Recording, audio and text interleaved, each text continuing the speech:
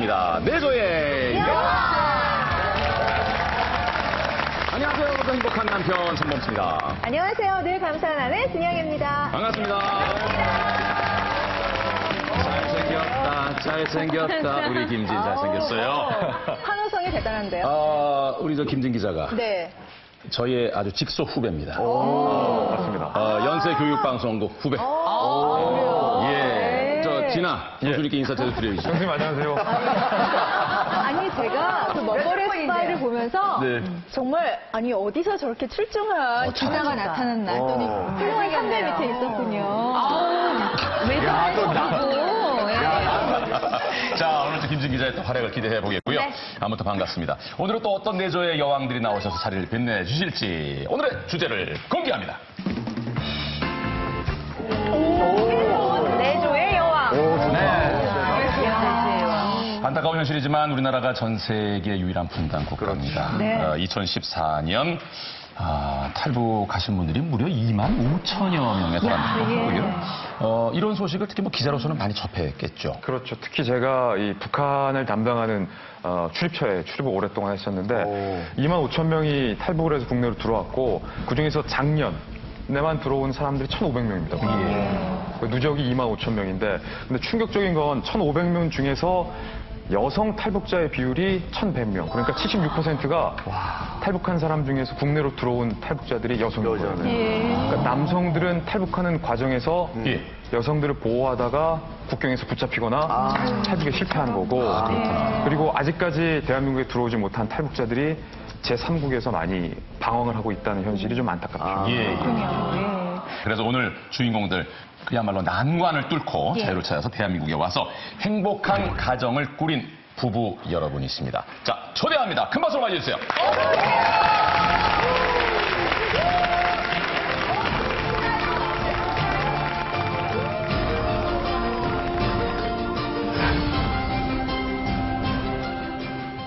우리 강명도 씨부터 본인 소개 부탁합니다.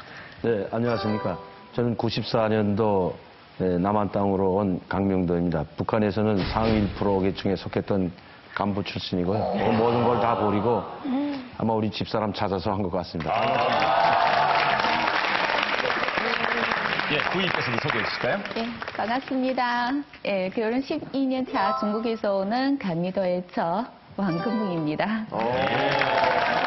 부인께서 오셨군요.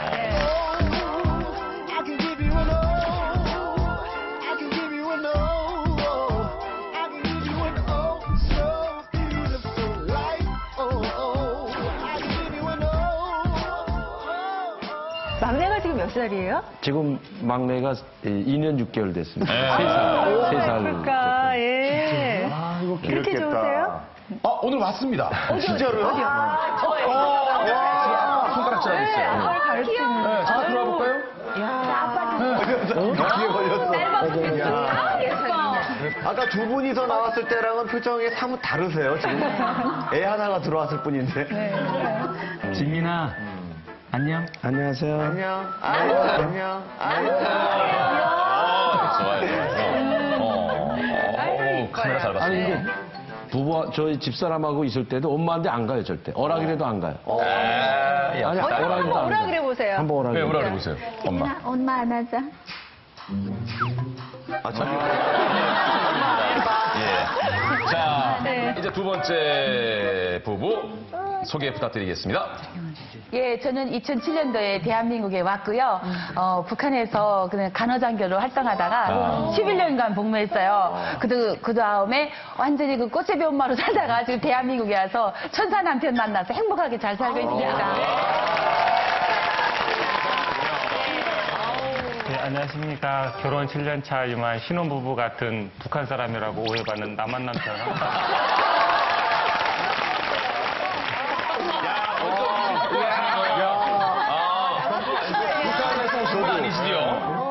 어디가 계속 탈북자냐고 물어봐요. 북한에서 나간 남자. 네, 그렇죠. 이제 대부분 많은 분들이 예. 한국에 언제 왔냐고.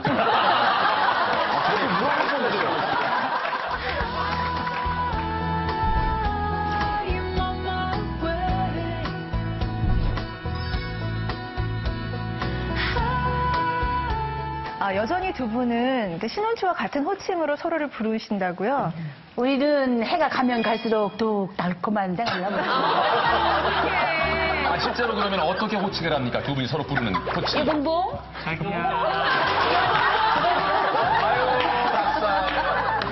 자, 이제 마지막 부끄러운 부부 소개 부탁드리겠습니다.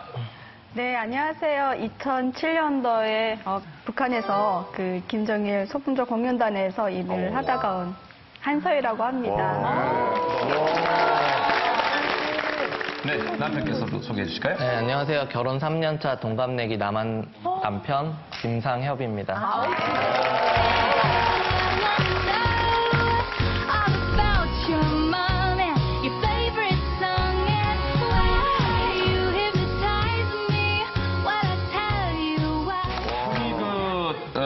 부인을 여기에서 많은 분들이 북한 김태희다 이렇게 지금 얘기를 하는데 남편의 입장에서는 어떻습니까? 그런 얘기 들을 때. 아주 좋습니다. 근데 지금 아까 북에서 무슨 일 하셨다고 그러게요. 저희가 보통 이제 기쁨조는 잘 알고 친숙한데 소품조라 그러셨어요. 적은 규모의 공연단이다라는 뜻으로 이제 불리거든요. 근데 이 소품조는 북한의 일반 주민들도 모르는 이름이에요. 네, 그래서 주민들 몰라요? 비밀리에 공연을 하는 공연단이기 때문에 일반 주민들은 그 소품조라는 단어조차도 모르고 있습니다. 그래서 비밀리 누구를 위해서 공연 어떤 자리에서 하나요? 김정일의 그 특각에 들어가서 이제 저희가 이제 적은 규모의 공연단이 한 3, 40분 이내에 공연을 하는 건데 네. 그러니까 TV에 나올 때는 다 북한 노래를 하지만 그 안에 들어와서 외국 노래를 저희가 준비를 했어요. 팝송 같은 것도 부르고 그래요? 그럼 들어야 되는 거 아니에요, 그러면? 들어야 되지요. 네, 들어가요.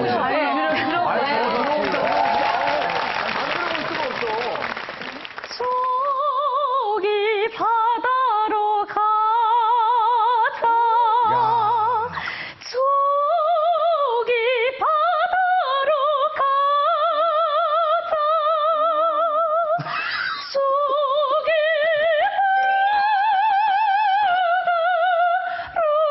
가자. 이상.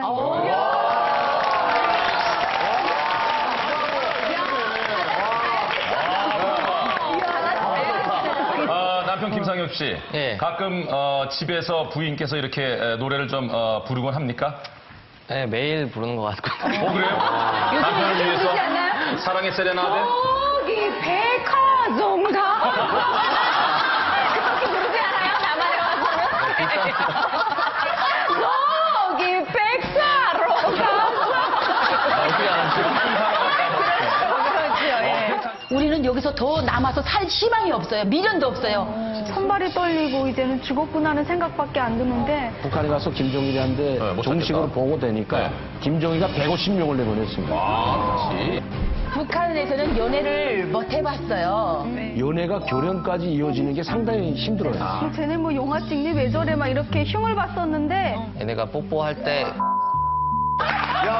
되게 그런 말이 아니고 진짜 막 상상도 못했던 꿈들을 이루고 있어요. 그때 있던 권력과 부에 대해서 눈곱만큼도 미련 하나도 없어요. 이 대한민국에서 그야말로 세포로 시작해야 되는 마음으로 길을 따라가다 보면 그 노력의 대가가 꼭 차려지는 것 같습니다.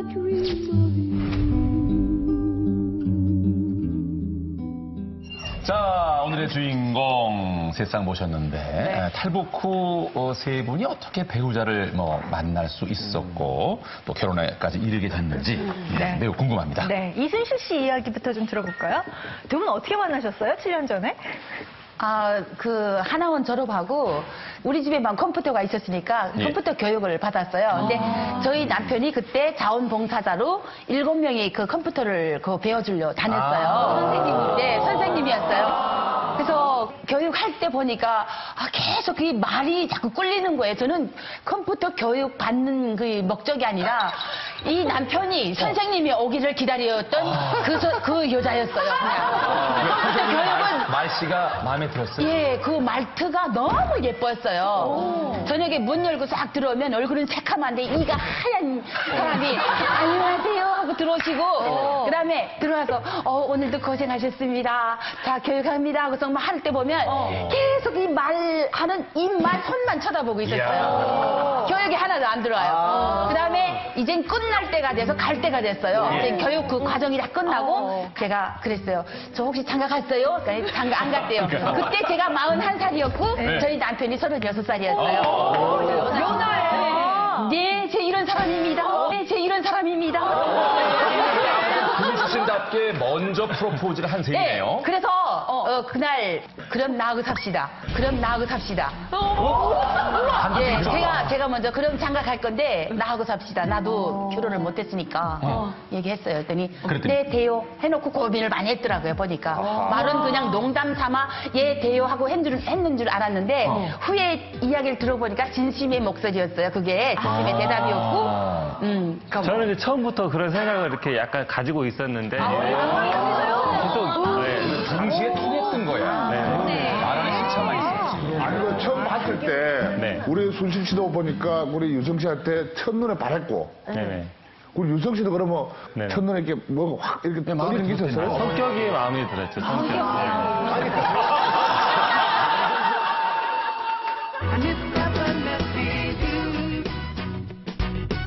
자, 이제 강명도 씨 댁으로 가보겠습니다. 탈북 후에 지금의 부인 왕금봉 씨를 대한민국이 아니라 중국에서 만나신 거죠? 아, 예, 예. 네. 북경에 있는 화공대학교에서 그때는 2002년도였기 때문에 무슨 같이 산다 이런 건 없고 그때 만났을 때 상당히 좀 청순하고 지금은 좀 망가졌지만 아니 지금 애기가 3명 낳았으니까 그때는 얼굴도 좀 통통하고 이설주하고 비슷하게 생겼대요. 아니 얼굴이 아주 상당히 청순했습니다. 뭐 나이도 어렸으니까 그렇겠지만 그래가지고 그 사귀는 과정에 어떻게 뭐 2004년도 저희 그 아들이 이제 그 임신되면서 근데 성함이 왕금봉이고 중국에서 만나셨는데 우리나라 분은 아니시죠? 한족입니다. 한족. 저는 처음에 저 만났을 때 한국말 한자도 몰랐어요. 진짜? 네, 한국말 하나도 모르고 제가 중국말을 조금 했는데 뭐가 무슨 설명이 안 되니까 이게 상당히 이거 굉장히 대화가 안 되니까. 대화를 하셨구나.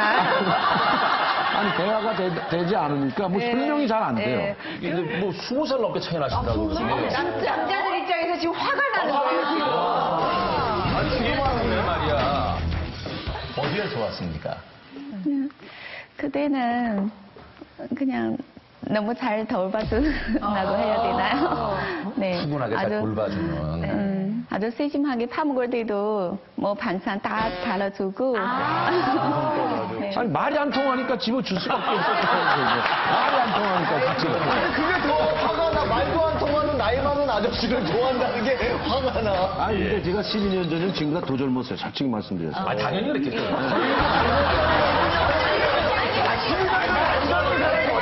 뭔가 노리는 게 있으니까 그랬지. 아유, 진짜. 그리고 좀 집어주세요. 젓가락에 파 같은 거. 지금은 안 집어주죠. 말 통하잖아요, 지금. 네. 지금도 말 안 통하는 척 하십시오. 자, 이번에는 한서희 김상혁 씨 댁으로 가보겠습니다. 그런데 말이에요. 간첩으로 뭐 오해를 했다면서요? 그게 무슨 얘기입니까? 그러니까 저희가 처음에 소개로 만났어요. 그 소개해주신 분도 북한에서 왔다라는 사실을 몰랐고, 저도 한 2번째 만났을 때 이제 커피 마시고 있는데 갑자기 이제 무슨 대학교 나왔냐고 물어보니까 평양음악무용대학교 나왔다고 굉장히 자연스럽게 얘기를 하길래 저도 한 10초 정도는 뭐 이렇게 하다가 갑자기 생각해보니까 북에서 온 거예요. 막 심장이 막 포상포상 뛰고 근데 당황해 할까봐 자연스럽게 그렇지. 거기는 뭐 되게 똑똑한 사람만 가는 건가요? 뭐 이런 식으로 이렇게 이렇게 하고 넘어갔는데 이제 그때부터 의심이 이제 증폭이 되기 시작한 거예요. 간첩인가? 나에게도 이런 일이 발생하는구나.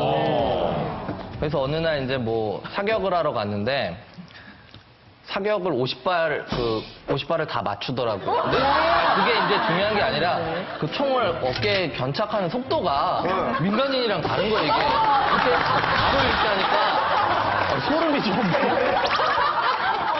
이제 뭐, 그래서 이제 뭐 계속 지내다가 이제 조금 이렇게 의심이 풀려갈 무렵에 이제 결혼을 하고 어느 날 이제 처음 이 잠을 같이 잠자리에 들었는데 결혼하기 전에 뭐 그럴 수도 있겠네.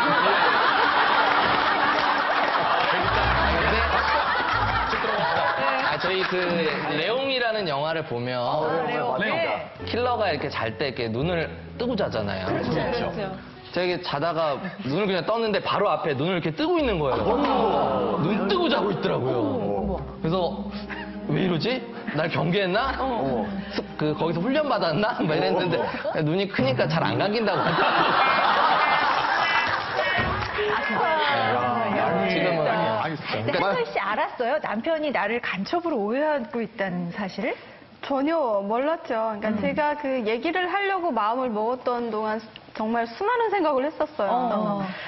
그냥 만나다가 좀 이 사람이 그냥 별로다라고 하면 그냥 헤어지면 되지 않을까라는 생각도 했었고 그래도 당당하게 만나는 게 낫지 않을까 정말 여러 가지 생각을 하다가 이제 얘기를 했는데 제가 당황할까봐 그냥 평범한 표정으로 온화하게 대답을 하는 모습이 저는 이 사람 참 괜찮다라는 생각이 들었었거든요. 그 이후에도 저한테 뭐 하나의 변화도 없이 더 잘 해주고 이런 모습이 저는 더 좋았던 것 같아요. 근데 그 사실을 결혼한 뒤에 알았던 거죠. 얘기를 했었는데 농담 삼아 이제 이런 생각도 가끔 드는 게 혹시 나 신고해서 포상금 받으려고 했나 그런 생각도 그 사격을 훈련을 받아요? 네, 그러니까 저도 그게 궁금해요. 석분조가 받는 게 아니고요. 그러니까 제가 어릴 때 북한의 여학생들은 이제 그런 사격 훈련 누구나 다 합니다. 실탄 사격을 하고. 누구나요? 네, 눈청년군이 되라고 했어요. 실력이도 잘 네, 그렇죠. 그리고 저 같은 경우에는 또 제가 장교로 소위로 있었기 때문에 거기서 별을 달고 있었기 때문에 저희가 이제 권총 하나씩 다 부여받는데 평상시에 예술인들은 이제 착용은 안 하고 총 번호만 부여받고 일주일에 한 번씩 연습을 하는 거예요. 이순실 씨 조금 전에 여봉봉도 하시고 애교도 많은데 그래도 연애를 할 때는 좀 약간 수줍음도 타셨다면서요?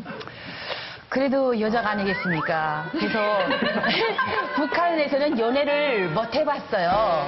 솔직히 그 군인 생활만 하다 보니까 군대에서는 남녀관계 그 군물이라는 군사 규정도 있어요. 그래서 편지 한 번 못 해보고 선 한 번 못 잡아봤는데 그냥 중매로 해서 결혼은 북한에서 했었어요. 근데 여기 와서는 연애라는 시기가 있더라고요. 그래서 남자들하고 영화도 보러 가고 그러는데 왜 영화 보러 가지 하는 생각도 들고 뭐 이야기 무슨 걸 물어봐도 왜 나한테 이걸 물어보지? 자꾸 이런 식으로 자꾸 좀 그랬어요. 좀 싫었어요. 자꾸 북한에 대해서 물어보는 것도 싫었고.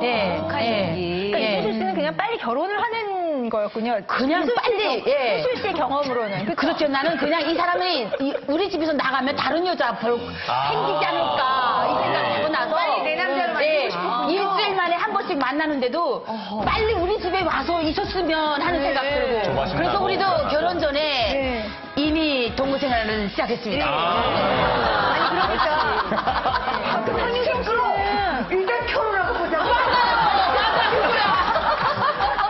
결론이 중요하니까. 근데 황유성 씨 입장에서는 좀 섭섭하기도 하셨겠어요. 그렇죠? 약간 제가 지금까지 이렇게 보니까 약간 고지식한 면이 그런 게 있는 것 같아요. 그래서 집에 있을 때는 스킨십이나 이런 것도 뭐 어느 정도 하고 그러는데 밖에 나가면 뭐 손잡고 다니는 거 이런 거 외에는 제가 뭐 이렇게 한번 뭐 멀리 갔다 오면 마중 나가서 이렇게 포옹을 하려고 그러면 남들 보는데 왜 그냐고 바깥에서. 그러거든요. 근데 또 집에서는 또 확 달라져요. 근데 내가 왜 이렇게 자꾸 거부하게 되냐면 한번 영화를 봤는데 여자들이 잠자리 들어가면 야야야 이거 잠옷에다 향수를 착 뿌리고 가더라고요. 근데 난 향수 뿌리는 그것도 몰라서 머리다 향수를 뿌리댔어요. 근데 한번 향수를 착 뿌리고 들어가서 여보 나 향수 뿌리고 왔는데 근데 남편이 비염이 있어서 자꾸 그런 냄새를 싫어해요. 진짜. 알레르기 반응이. 이거 내가 어쩌다 나도 한번 향수 뿌렸다고 얘기하고 그렇게 한번 도전했는데 이러구나, 이건 아니구나. 그다음부터는 절대로 안 해요. 그러면 북한은 거의 연애라는 게 없어요? 중매 결혼이 거진 많았어요. 근데 최근에는 뭐 연애 결혼도 있다고 하는데 놀림감이었어요. 연애 결혼하는 사람은. 예, 저것들 둘이 바람쟁이 막 이러면서 바람쟁이. 그 바람쟁이들은 어떤 방식으로 연애를 합니까? 우리 그 살던 마을에 그 저수지가 하나 큰 게 있어요. 거기 가면 저녁에 아주 해만 떨어지면 사방에서 뻐꾸기, 정달새 다 나와요. 뽀꾸뽀꾸. 종달종달 하면 여자들이 문 열고 나와요. 나와서 나와가지고 그 저수지 쪽에 오는 거예요. 저수지 쭉 테두리가 있는데 그 저수지 위에 큰 군대 병원에 있었는데 그 군대 병원만큼은 바깥에 불이 켜져 있었어요. 그러니까 그 불빛에 그 연인들이 쫙 앉아서 이야기하는데 그 연인이 아닌 사람들이 와서 이렇게 보다가 옆에 남자 여자 앉아 있으면 돌을 들어서 그 앞에다 뻥 터뜨려 놓고 막 가고 막 그랬었거든요. 그러니까 둘이 앉아 있는 남녀 자체를 눈뜨고 못 봤어요. 꼴 보기 싫어가지고.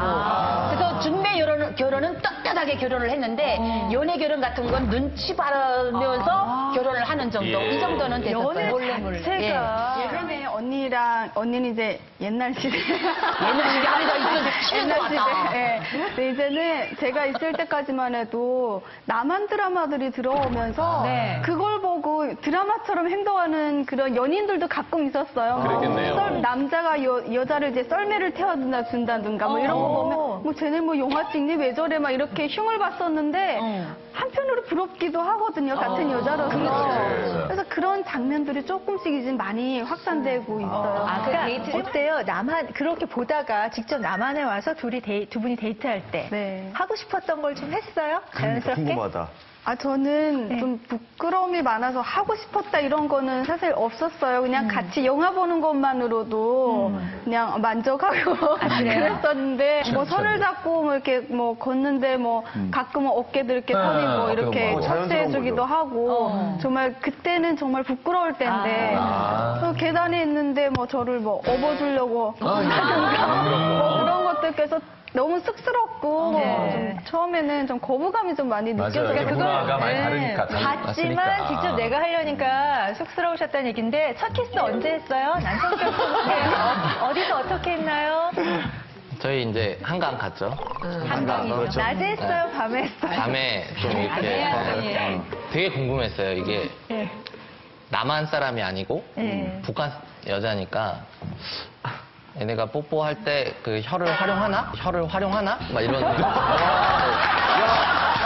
아니 진짜 막 너무 디테일한데? 아니 되게 절도 있을 것 같은데요. 얼굴 생긴 걸로 판단하면 굉장히 순진한 줄 알아요.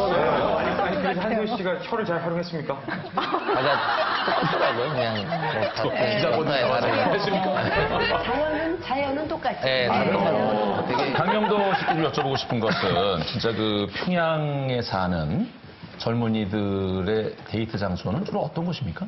사실 농촌 거기는 어디 데이트 할 데가 없어요. 다 무슨 뭐 집도 독집도 아니고 다 하모니카 주택되고 뭐 공원도 없고 평양 같은 데는 연애는 많이 하는데 연애가 결혼까지 이어지는 게 상당히 힘들어요. 연애하고 있는데 부모가 딴 여자를 이렇게 정해놨으면 저 연애하는 여자 이 말도 못해요. 부모한테 따라가야 돼요 그냥. 그렇죠.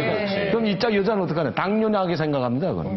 북한 여자들도. 그러니까 우리하고 문화가 좀 완전히 다르고 평양 같은 데는 연애하면 우리는 뭐 연애 문화가 조금 다른 게 북한은 연애한다면 그냥 순수하게 연애만 하는 거지 뭐 여관 가는 건 모릅니다. 그냥.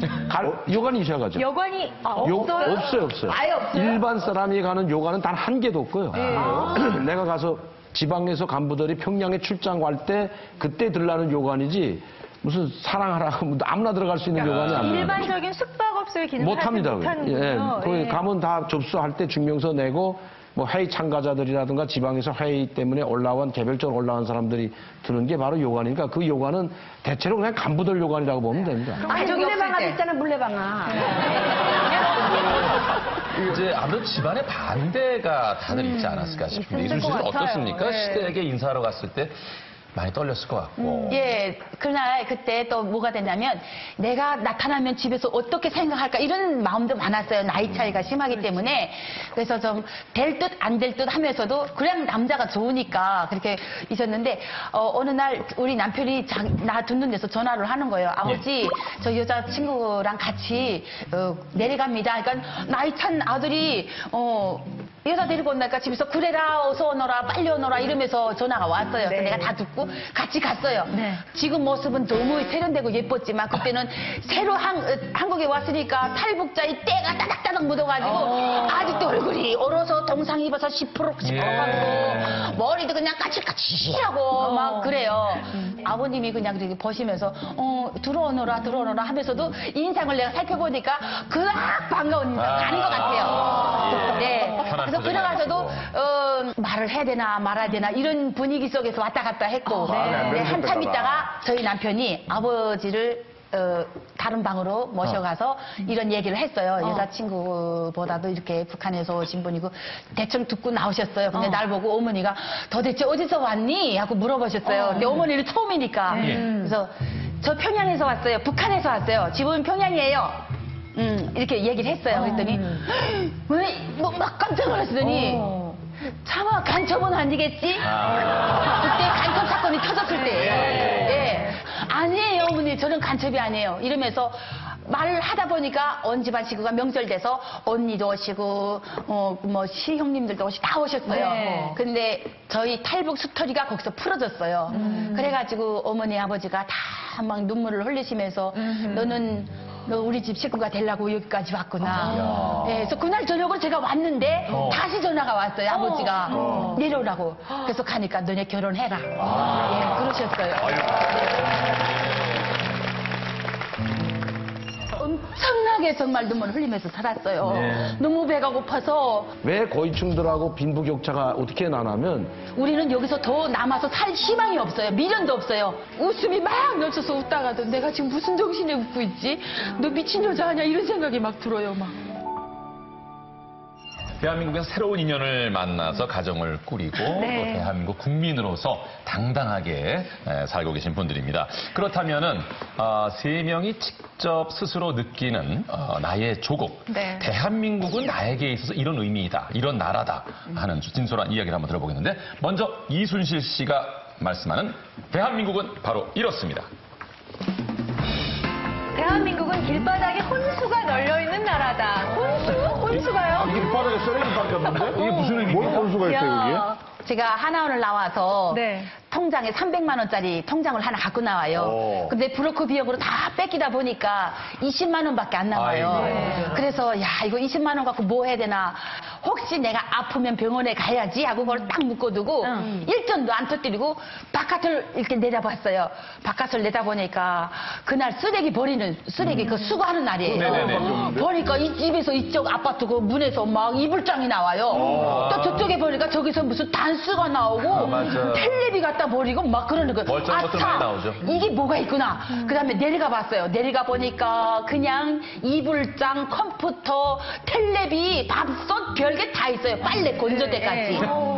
다 내려왔어요. 근데 데려오는 사람들이 나뿐만 아니라 탈북자들이 이걸 보고 내려와서 다 집어가는 거예요. 근데 보니까 그 쓰레기통 옆에 쌀자루도 있고 그다음에 김치통도 그대로 있고 김치 통째로 내버렸는데 거기다가 상한 김치 아닙니다. 입맛이 틀려서 그냥 매워서 못 드시는 그 먹으니까 갖다 드실 분은 드세요 하고 쪽지를 써놨어요. 내꺼 올려왔어요. 자 냉장고도 올려서 전기 주니까 부르릉 하고 돌아가지. 밥솥 딱 드니까 밥이나 됐어요. 밥이나 됐어요. 그래서 막 소리지. 야 세탁기 몇명 돌아가지. 쓸만한 걸 갖다 버렸어요. 밥솥제가 요즘 말을 잘해요. 아주. 세상에 이거를 버리는 나라구나. 야, 내가 여기서 내가 비록 주소를 왔지만 내가 이런 데서 살구나. 이런 것이 막 너무 좋은 거예요. 딱 바뀌어진 거예요. 한 살이 다 차렸어요. 숟가락, 식기까지 다 갖고 왔어요. 지금도 역시 전 번째에도 우리가 접시랑 다 올려왔거든요. 지금도 끊임없이 계속 올려와요. 올려오고 내가 아주 오래 썼던 거는 다 버려요. 그건 어느 동네예요? 그냥 버려지고 차에 실려가는 게 아까워요. 내가 집이 좁아서 뭐 건사를 못하고 있지 통일될 때까지 가득 모아놨으면 좋겠어. 모아놨다가 없는 사람들 그냥 북한의 문만 열리면 다 죽어 정말. 근데 정말 내려오실 때 그 북한의 그 사시던 경제 상황을 비교해보면 어떻습니까? 어느 아유, 지경이었습니까? 말도 마요. 그냥 나는 지역에서 살다가 천국에 간 거예요, 그냥. 예. 그냥 그렇게 많이 눈물 흘리고, 그냥 제일 많이 눈물 흘렸던 것이 그냥 배가 고파서. 내가 지금 얼마나 잘 먹고, 예? 먹는 데는 빠지지 않고 다니는 사람인데, 그런 여자가 북한에서 배가 고프면서 살았다고 생각해봐요. 제가 대한민국에 왔을 때 키가 170인데, 몸무게가 51kg 돼서 왔어요. 그 51kg는 여러분들이 상상하는 날씬함이 아니고 아름다움이 아니라 완전히 해골 바가지로 왔었어요. 네. 막 때가 따닥따닥하고 그냥 얼굴에 다 얼고 비듬이 생기고 머리 원형 탈모가 12개가 있으니까 머리카락이 몇 올 있겠어요. 그런 상태로 와서 지금 이렇게 나는 너무 좋아요. 그냥. 그걸 이렇게 갖고 들어오시면서 이렇게 좀 굉장히 행복하고 그렇죠. 행복해요. 예. 주워온 물건으로도 나는 행복이 되고 즐거움이 되고 그래서 너무 좋고 그냥 나는 이런 세상에서 산다. 이런 자부심이 생겨요. 네. 북한은 거의 그 평양을 비롯해가지고 중심 도시 말하면 평양, 청진, 함흥, 원산 이렇게 있지 않습니까? 예, 거기서 예. 고위층들. 왜 고위층들하고 빈부격차가 어떻게 나냐면 고위층들은 고위층들이 가는 공급소가 따로 있습니다. 이게. 공급소라 뭐 3호 공급소, 4호 공급소부터 제일 낮은 공급소가 4호 공급소, 3호 공급소, 10호 공급소. 10호 공급소는 장차관들이 가는 공급소. 여기는 한 달에 딱 규정된 수첩이 있습니다. 이렇게 양식 수첩처럼 이렇게 수첩이 많은 책이 하나 있어요. 거기 가면 담배, 이번 달에 담배 공급받을 거 담배 한 보루, 맥주 10병, 술 5병, 계란 30알, 콩기름, 뭐 다 이렇게 다 있습니다, 그게. 노동자, 농민이나 또 그거보다 조금 그 공장기업소, 뭐 직장인, 이무것만 해도 살기가 상당히 힘들어요. 예. 이순실 씨 같은 분들, 지방에 있는 사람들은 솔직히 이렇게 말씀드리면 죄송하지만은 몽두깨로 가서 집을 휘둘러도 걸릴 게 없을 정도로 아무것도 없어요. 예. 먹을거리가 나왔으니까 이 먹을거리 때문에 겪게 되는 그 문화 차이를 좀 더 얘기를 나눴으면 좋겠는데 이순실 씨가 죽을 사준 신우이 때문에 몹시 불쾌하셨다는 얘기 제가 들었어요. 어느 날 우리 그 큰 시누이하고 작은 시누이가 저한테 또 죽을 사주는 거예요. 죽. 그냥 그 속마음으로 세상에 야 죽을 못 갔다고 내가 여기까지 달려왔구나 하고 좀 귀찮았어요. 막 속상했어요. 나는 그냥 고기를 좋아하거든요. 그냥 그거하고 고기를 사줬는데 오늘은 왜 이렇게 죽을 사주지? 무슨 죽을 일이 있나? 그런데 그 죽을 알고 보니까 고기보다 더 비싼 죽이에요. 근데 나는 죽을 먹기 싫은 게 나는 원한에 쌓여 있어요. 죽이 그렇게 싫어요. 북한에서 맨날 강냉이죽도 고급이죠. 풀떼기죽 막 그냥 벨거벨거 사람이 먹지 못할 것도 다 끓여서 그냥 죽을 만들어 먹었거든요. 죽이라 하면 지금도 싫어요. 막 그래서 저희 남편에게도 항상 그래요. 내가 죽으면 나 죽으로 놀려놓지 말라고 그랬었어요. 그 남한 음식 가운데 또 좀 이해가 안 되는 음식이 있습니까? 이제 말한 것처럼 풀떼기들. 풀떼기도? 여기 한국 여자들이 볕도에다가 뭐 배추 같은 거 이렇게 막 뜯어갖고 빨간 도마뱀 싸우고 다니면서 먹어요. 풀떼기야, 풀떼기 그러니까 보시기에. 그 풀떼기가 싫어요. 나는 그거 들고 내 앞에서 밥 먹 갔다 그러면 나의 풀떼기들. 가.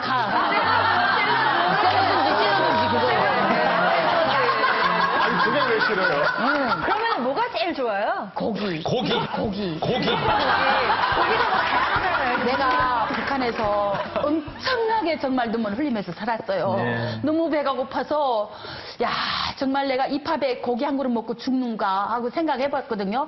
그러면서 고기라는 걸 그림에 그려보고 꿈에서만 보다가 한 번은 너무 먹고 싶어서 이 손가락을 이렇게 깨물어 보면서 야 고기 씹을 때 이런 느낌이겠지.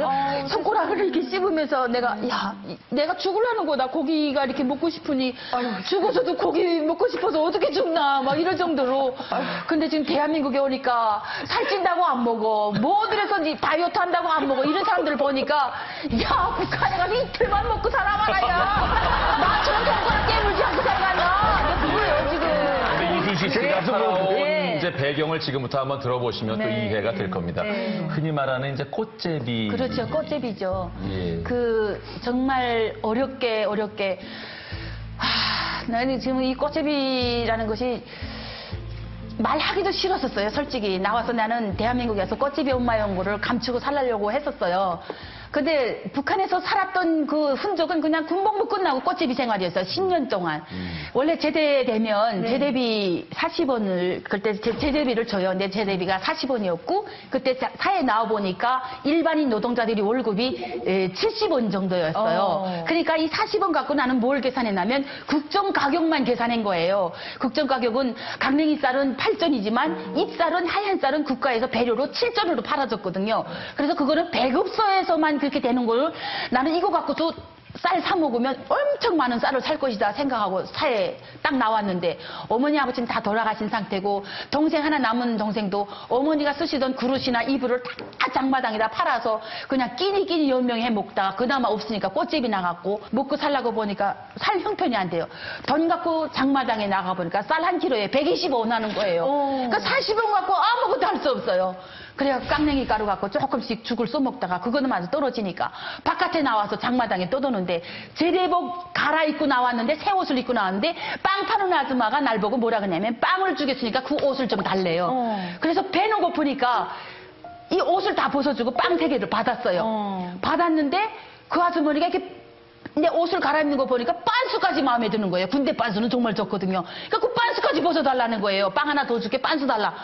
그래서 거기서 홀딱 벗어주고 그 아줌마가 입었던 낡은 옷을 입고 나니까 순간에 거지가 되더라고요. 그래서 정말 빤스떼기도 하나 못 입고 그렇게 거지 생활하면서 진 거예요. 그럼 결혼은 언제? 아까 그 아기 결혼은 그러니까 결혼 꽃제비 생활 하는 걸 보고 오빠가 너 그래도 입을 돌려면 시집을 가야 된다. 시집 가봐라. 그러면 그 집에서 너 하나는 못 먹여 살리겠냐. 그래서 가보니까 그 집 형편도 말 것 없는 그냥 꽃제비 집안이에요. 그냥 사람만 있다 뿐이지 아무것도 없는 집안이에요. 그래서 야 나가서 이 사람들한테 맨날 버섯 뜯어다가 먹여야 되고 나무에다 불 떼어주고 그런 것보다 나 혼자서 나가서 입건 사는 게 낫겠다 싶어서 나와보니까 인신이 똑 돼버린 거예요. 그래갖고 그 애를 그냥 10달 동안 차고 바깥에서 꽃제비 생활한 거예요. 그래서 정말 그 자존심은 허락을 안 해요. 이민군 군관이었고 군복무하고 당원이었고 이런 사람이 나가서 꽃제비 생활한다면 사람들이 어머 제대군인데 저 꽃제비 생활하네 손가락질하는 사람들이 많았어요. 그러나 점점 사회가 너무 어려워지니까 너도 꽃제비 들고 나도 발가벗었고 너도 굶고 나도 굶고 하니까 그게 창피하지 않아요. 네. 그다음에 바깥에서 그 애기 10달 차고 애기를 그 보일러 실어서 애기를 낳고 그 애기 태 끊는 것도 정말 가위 하나 없어서 유리로 배 탯줄을 잘랐고 지나가는 할머니가 앞치마 벗어서 뜯어갖고 그 실을 뽑아서 콧바람으로 다 소독해 그 배꼽을 묶어줬어요. 중국에 건너오면 또 잡히고 또 북한에 들어오면 보입어서 그렇게 매맞고 그러니까 탈북 시도를 여러 번 하셨군요. 예, 그렇게 9번 연속이 된 거예요. 그 10년 동안에 이루어진 거예요. 근데 그렇게 그런 실패를 얘기를 하면 계속 그렇게 시도를 하신 수가 있으셨어요? 그렇죠. 우리는 여기서 더 남아서 살 희망이 없어요. 미련도 없어요. 그냥 나는 태어난 죄고 그냥 나는 죽어도 중국에 가서 죽겠다 이런 생각 갖고 계속 오게 되더라고요. 그러다가 그 아기를 탈북하는 과정에서 네, 맨 마지막 9번째 넘어오면서 인신매매하는데 딱 잡힌 거예요. 잡혀갖고 아기는 중국 돈 3,000원에 엄마는 5,000원에 완전히 내가 버는 데서 생면 뜨고 버는 데서 갈라져서 그냥 팔려간 거예요. 그래가지고 지금 내가 살면서 미친 사람들이 왜 미치는지 그 심정을 알겠어요. 그때 아이가 태어난 지 얼마쯤 됐어요? 그때 3살 되오는 2돌 지났어요. 그래서 아까 강민도 쌤 아기 보고 곧또래. 곧또래거든요. 단 한 번만 나한테 그 아기를 안을 수 있는 기회가 된다면 그래서 내가 그 동복을 입히고 싶고 신발을 폭신폭신한 신발을 신기고 싶고 한 번만 800에서 데리고 자고 싶은 것이 제일 큰 소원인 것 같아요. 네.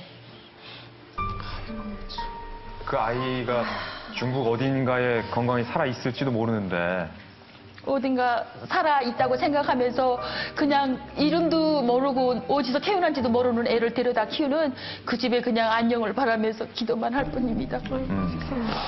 그럼 지금 몇 살 됐습니까? 지금 13살 됐거든요. 근데 아직도 2살의 모습만 기억되고 13살은 바라보이지도 않아요. 그냥 2살 때 내 딸, 내 모습, 헤어진 그 모습. 그것밖에 생각 안 나요. 맛있는 거 먹다가 또 웃음이 막 넘쳐서 웃다가도 내가 지금 무슨 정신에 웃고 있지? 너 미친 여자 아니야? 이런 생각이 막 들어요, 막. 아니, 남편께서는 이순실 씨의 이런 탈북 과정도 많이 들으셨을 텐데, 이런 얘기를 나누면서 어떠세요?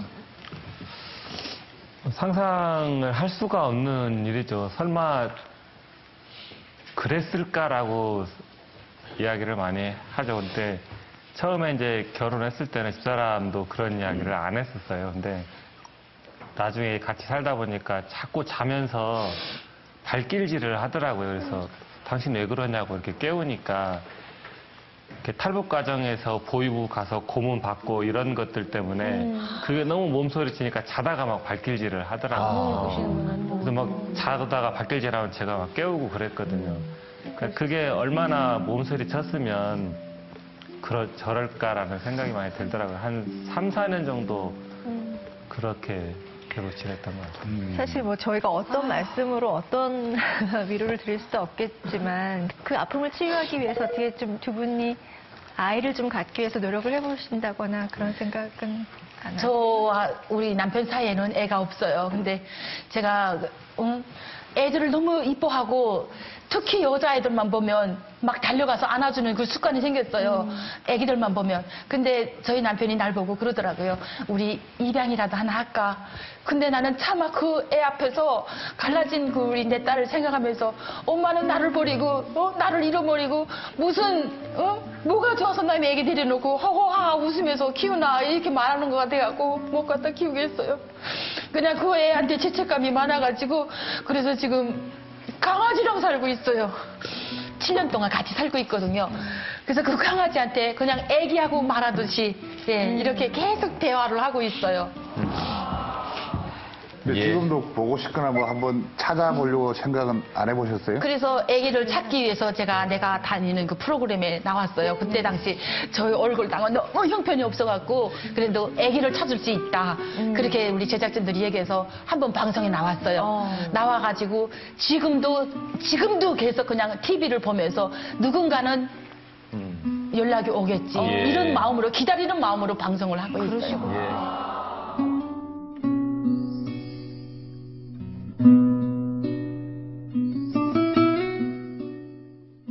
이번에 한서희 씨 얘기 들어봤으면 좋겠는데 한서희 씨는 어떻게 탈북을 하게 되신 건가요? 네, 저는 앞에서 순실 언니가 얘기한 것처럼 이렇게 굶고 이런 일은 당하지는 않았지만 아빠, 엄마의 덕에 그나마 북한에서는 굶지 않고 살았던 것 같아요.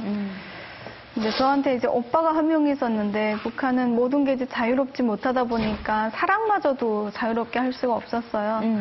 오빠가 사랑하는 여자다라고 하면서 결혼하겠다고 집에 데리고 인사를 시켰을 때 많이 반대하셨었어요. 그래서 너 그 여자랑 살면 너 평생 노동자로밖에 못 사는데 그렇게 살 자신이 있냐?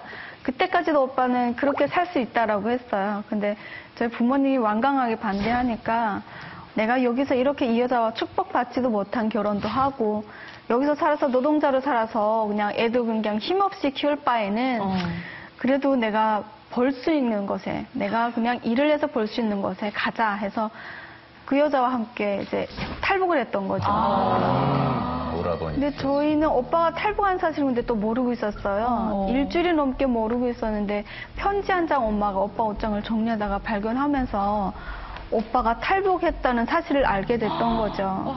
근데 저는 어렸을 때부터 그렇게 중국 가다가 뭐 남한행을 시도했다 이런 사람들이 잡혀서 사형당하는 거 많이 봤었거든요. 직접 근데 내가 겪으셨어요? 근데 우리 오빠가 그 길을 걸었고 우리 아빠가 우리도 빨리 오빠들을 따라가야 된다라고 하니까 너무 무서웠어요. 손발이 떨리고 이제는 죽었구나 하는 생각밖에 안 드는데 아빠 그냥 우리 여기서 있어 보면 안 되냐고 하니까 저희 아빠가 우리 여기 있으면 정치범 수용소밖에 더 들어갈 길이 있냐라고 하시는 거예요. 물론 탈북한다고 다 정치범 수용소 들어가는 건 아니지만 아빠의 직위도 있고 저의 직위도 있었기 그렇죠, 때문에 그렇죠. 정치범 수용소는 무조건 들어가게 돼 있거든요. 저희는 저희 엄마께서 또 그 와중에 저희 엄마는 그 지역에서 여맹위원장도 맡고 있고 인민반장을 하고 있었어요. 그 남들이 이상한 행동을 하면 엄마는 신고를 해야 되는 그런 사람이었는데 하도 발도 넓으니까 엄마께서 야 우리 가족의 목숨이 이렇게 달렸는데 우리 그냥 갈 수 없지 않니? 라고 하면서 북한 돈 좀 많이 이렇게 들고 점쟁이네 집, 잘 번다는 점쟁이네 집에 아침 새벽에 찾아오셨어. 그 와중에. 네. 북한에도 네. 점을 보는 사람들이 많아요. 네. 못하게 단속은 하는데 하도 그 삶이 불안하고 이러니까 장사 좀 잘 되는지 이런 거 단속 안 당하는지 이런 사람들이 굉장히 많거든요. 네. 그래서 저희 엄마가 그 돈을 들고 가서 그러니까. 그 여자한테 찾아가니까 그 여자가 뭐를 안다는 듯 싶게 저희 엄마를 보고 계속 웃더니 온 가족이 그 집은 다 고향을 떠나려고 하네라고 하더래요. 그래서 엄마가 뭔가 아는가 싶어서 돈을 처음에 좀 내놨는데 가져갔던 돈을 더 줬대요. 뭔가 아는가 싶어서 신고할까 봐. 그랬더니 내가 떠나라는 날짜에 떠나면 아마 잘 갈 거다라고 하더래요. 그래서 그 날짜를 점지받아서 근데 그 여자가 마지막으로 하는 말이 근데 아마도 그 목적지까지 가려면 내년쯤 돼야 들어간다. 내년 봄쯤 돼야 들어간다라는 말을 했대요. 그래서 일단 살아간다라는 것만 엄마는 기쁨에 이제 젖어가지고 야 우리 무사히 간대 출발하자 이 날짜에 출발하자 해서 어떻게 그 날짜에 이제 출발을 했어요. 그래서 국경경비대 통해서 그들한테 돈 주고 이제 강 넘어서 중국에 이제 가니까 저희는 중국에서는 잡히지 말아야 되는 게 미션이었어요.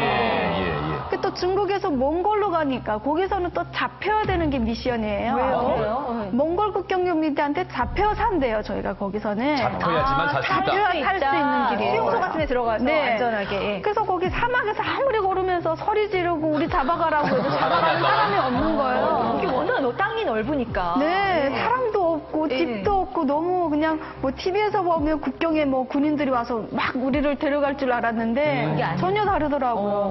그래서 한 19시간 걸어가지고 국경경비대를 저희가 찾아서 들어갔어요. 그래서 그렇게 해서 몽골에 체류하면서 저희가 그 점쟁이 말대로 6개월 동안 체류를 해서 다음해 이듬해 3월에 봄에야 남한에 올 수 있었거든요. 그럼 오빠 그 과정이 먼저 네. 오빠. 네, 그래서 오빠는 근데 그 몽골 6개월 코스에 가니까 정말 많은 거의 100명 정도 되는 탈북민들이 그 안에 있더라고요. 거기에 반장이라는 사람이 있는데 어딘가 멀리서 걸어오는데 낯이 익는 거예요. 설마 보니까 거기 저희 오빠가 탈북자 반장을 하고 앉아있더라고요. 그 마지막에서. 네, 그래서 이 언니의 반장이기도 했어요. 여자 반장, 남자 그리고 반장. 소인의 오빠는 총반장 했어요. 그래서 오빠를 거기서 만났는데 더욱 신기했던 거는 그 오빠 여자친구 엄마도 우리 엄마랑 이제 같은 고장에서 살다 보니까 딸이 이렇게 없어지다 보니까 그 엄마도 살기 위해서 그냥 뛰쳐나왔는데 어떻게 하다 보니까 그 마지막 몽골에서 다 만난 거예요. 온 가족이 거기서 만나는 거기서 상견례를 상견례를 할 판이었어요 정말. 그래서 거기서 이렇게 무사히 남한에 왔을 때 저희 엄마가 무릎을 치시면서 야 서희야 우리 그때 그 우리를 전 맞았던 여자를 이 남한에 들여오면 정말 돈을 많이 벌 것 같지 않냐.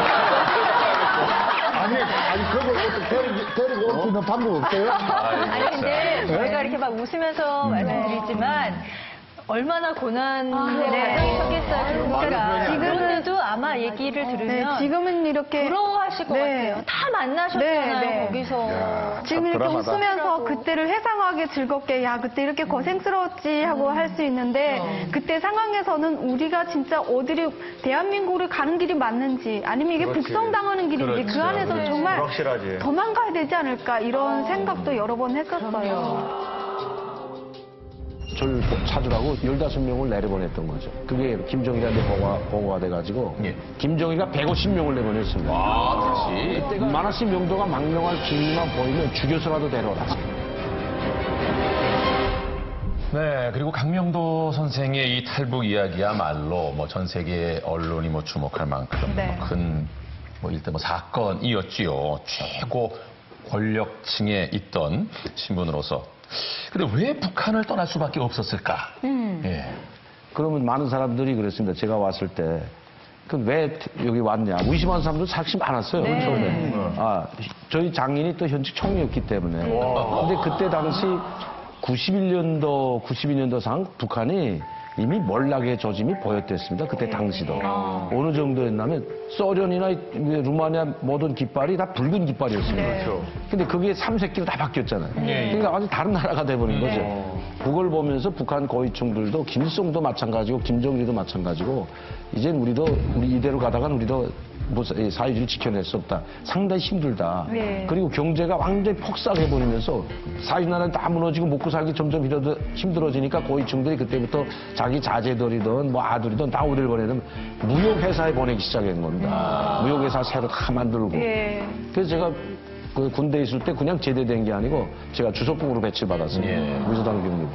그 배치받아 와가지고 일본에서 자동차를 들여다 중국에 이렇게 팔아가지고 모자란 외화를 보려고 한다. 예. 승용차를 팔 많은 수천 대를 팔았거든요. 거기다가. 팔다 보니까 뭐가 문제냐면 승용차는 많이 넘어갔는데 수천 대가 북한을 통해서 이제 밀수가 돼가지고 됐는데 부품이 없는 거예요. 거기. 내가 나가보니까. 그러면서 거기 있는 분이 나한테 이야기하는 게 북한은 출장을 보낼 때 뭐 1년, 2년 이렇게 보내는 게 아니고 가까운 출장은 무역 대표단은 단기 출장은 보름이라는 시간을 딱 줍니다. 보름 동안에 갔다가 일을 되든 못되든 돌아와야 되는데 보름 동안에 가라는데 제가 출장길이 45일이 돼버린 겁니다. 국경에서. 그러다 나니까 이제 북한에서 그 내가 행방불명된 걸로 처리돼가지고 그게 김정일한테 보고가 돼가지고 그 저를 찾으라고 15명을 내려보냈던 거죠. 그랬다가 수배조가 온 거군요, 그러면. 예, 아무리 찾아도 없다 이렇게 하고 말을 행방불명 됐다 해가지고 15인이 갔다가 북한에 가서 김정일한테 정식으로 보고되니까 김정일이가 150명을 내보냈습니다. 이때가 왜 그렇게 됐냐면 현직 총리 사이 아니에요. 그럼 김일성이 친척인데 내가 만약에 한국에 가게 되면 이게 엄청난 파장이 있거든요. 그러니까 만화씨 명도가 망명할 기미만 보이면 죽여서라도 데려라. 죽여서라도 데려라. 진짜. 그러니까 절대 가지 못하게 하라는 소리거든요. 갈 생각도 안 하고 있었는데 그 말 듣고 내가 이 나라를 이제 떠나야 되겠구나 하고 결심했거든요. 그리고 북한 150명이 파견될 때는 뭐 그냥 몰래 파견되는 게 아니고 중국 공안부하고 이제 공안부한테 협조까지 요청하면서 파견했기 때문에 상당히 어려워요. 그래서 제가 보위부에 있었기 때문에 저를 보호하고 다니던 5명 이제 친구들이 있었는데 이 친구들을 자수시켰어요, 한 사람은. 길림성에 나와 있는 친구인데 이 친구 보고 너 가서 자수해라. 그리고 명도가 지금 저 러시아, 흑룡강 쪽에 러시아 쪽으로 간다고 거기다 이목을 집중시키라. 그렇지만 내가 빠질 수가 없다. 그래가지고 그 친구가 자수했어요, 가서. 자수해서 강병도 가지고 나하고 같이 흑룡강 그 연해주 있자 그 핫산 이쪽으로 지금 가려고 지금 이쪽으로 왔다니까 모든 제보적 다 걸로 갔죠. 근데 저는 남방 쪽으로 거꾸로. 그 사람들은 북쪽으로 올라가고 난 남방 쪽으로 내려와가지고 그렇지 않았으면 남방 쪽도 차단했으면 오기 힘듭니다. 홍콩으로 이제 그거는 비행기를 왜 못 탔나? 여권이 있고 비자까지 있는데도 왜 비행기를 못 탔냐면 비행장, 공항, 철도마다 몽땅 내 사진 다 나가 있기 때문에 탈 수가 없습니다. 그런데 홍콩까지 그쪽에는 안 했더라고요. 마침 선전까지. 그래서 내가 거기서 홍콩을 넘어서 이제 그 독일로 갔던 거 같아요. 상당히 힘들게 갔던 영화를 보는 것 같은 그런 느낌인데 그러니까 그때까지만 해도 한국은 어떤 내가 선택사항이 아니었잖아요. 그때까지는 한국은 안 오려고 그랬습니다. 그럼 근데 어떻게 해서 그 위기 상황에서 한국으로 오시게 되신 거예요? 프랑크푸르트 와가지고 정치 없잖아요. 욕전이 큰 욕전에 있으면 그 앞으로 쭉 어디 갈 데가 없으니까 고르다가 보는데 거기에 한국말로 그레이스 모텔. 그래서 저는 모텔이 뭔지는 몰랐습니다, 그때. 어쨌든 그레이스 모텔이라서 호텔은 아니까. 그래서 어쨌든 한국말로 돼 있으니까 들어가 보자. 이거 5층인데 거기 들어가 보니까 50대 그 여자분이 나오는데 한국말을 하더라. 조선말인데 우리 그때. 조선말을 어찌나 반가운지 여기 뭐 하는 데냐고 하니까 여기 숙박할 수 있다. 그분을 통해 가지고 이제 이야기하다가 그분이 다니는 그레이스 모텔이니까 기독교 집사였습니다, 그거. 그래서 제가 거기서 깜짝 놀란 게 저희가 외국에 나갈 때 뭐라고 교육을 주냐면 외국에 나와 있는 제3국에 나와 있는 한국 사람들 만나지 마라. 이 사람들은 다 중앙정보부 요원들로 알고 있었거든요. 왜? 한국에서는 여행이 자유가 없는 줄 알았어요. 이렇게 마음대로 요건 가지고 이렇게 외국에 다니는 줄 몰랐어요, 솔직히 말씀드리면. 아무나 요건 못 다니는 줄 알았어요. 우리처럼 뭐 외교관이라든가 아니면 국가안전기획부, 중앙정보부 이런 사람들만 다니는 걸로 저희는 알고 있었거든요.